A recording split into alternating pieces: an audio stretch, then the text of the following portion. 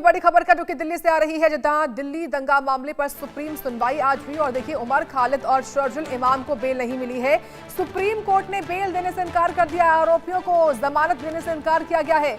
दिल्ली दंगा के 5 आरोपियों को बेल मिली है। साल 2020 में ये दिल्ली का दंगा हुआ था, जिसमें देखिए आज क्योंकि सुनवाई हुई है बेल को लेकर। और सबसे बड़ी बात यह कि सुप्रीम कोर्ट ने सोमवार को दिल्ली दंगों के आरोपी उमर खालिद शर्जुल इमाम को बेल देने से इनकार कर दिया।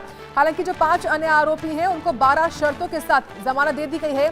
सुप्रीम कोर्ट ने कहा कि उमर और शर्जुल 1 साल तक इस मामले में बेल याचिका दाखिल नहीं कर सकते। निश्चित तौर पर मुश्किलें जो है वो इस वक्त बढ़ चुकी हैं शर्जुल इमाम की और उमर खालिद की। दरअसल उमर खालिद, शर्जुल इमाम, गुलफिशा, मिरान, शिफा, तमाम जो लोग हैं इस वक्त जेल में बंद हैं।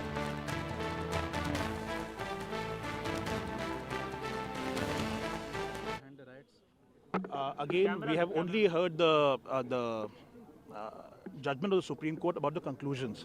The reasoning was not read out. Until the judgment comes out in the public domain and is made available to us, we can't comment on that. So the court has stated that both stand on a qualitatively different footing, Umar Yes. Khalid and Shardul Imam. Yes. How do you see?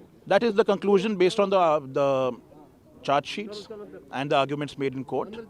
And as I said, we do not know the rationale which the Supreme Court has relied on or the facts they have relied upon to reach that conclusion yet. तो देखिए आपने सुना है वकीलों को उनकी ओर से कहा गया साफ तौर पर कि जो कंक्लूजन है वो चार्जशीट पर ही बेस्ड था।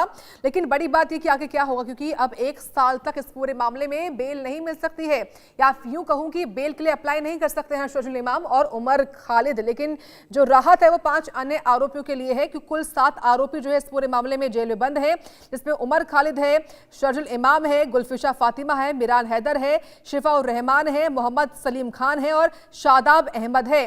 इन 5 आरोपियों को तो बेल मिली है, लेकिन जो ये उमर खालिद और शर्जुल इमाम है, जिन पर यूएपीए एक खास कानून है जिसके बेस्ड पर एक तरीके से इन पर मुकदमा दर्ज है, उसके तहत इनको दरअसल इन बाकी के 5 आरोपियों से अलग रखा गया है इस पूरे मामले में बेल देने के दौरान। और इसी के आधार पर सुप्रीम कोर्ट ने फैसला दिया और उनको बेल नहीं दी है। तो निश्चित तौर पर एक बड़ा झटका है। तो दिल्ली दंगा केस में जेल में ही रहेंगे अब उमर खालिद और शर्जुल इमाम। 1 साल तक अपील करने पर भी सुप्रीम कोर्ट ने रोक लगा दी है, लेकिन बाकी 5 आरोपियों को जमानत जो है वो दे दी गई है। ये इस वक्त की बड़ी खबर है, क्योंकि दंगे हुए और दंगों के सबूत भी हैं, और सबूत तो हैं लेकिन साफ तौर पर इन दोनों को, उमर को और शर्जुल को, बाकी के 5 से अलग रखा है इस पूरे मामले में सुनवाई करते हुए सुप्रीम कोर्ट ने। और महत्वपूर्ण टिप्पणियां भी फैसला देते दौरान जो है वो सुप्रीम कोर्ट की ओर से कही गई हैं। तो देखिए दिल्ली हाई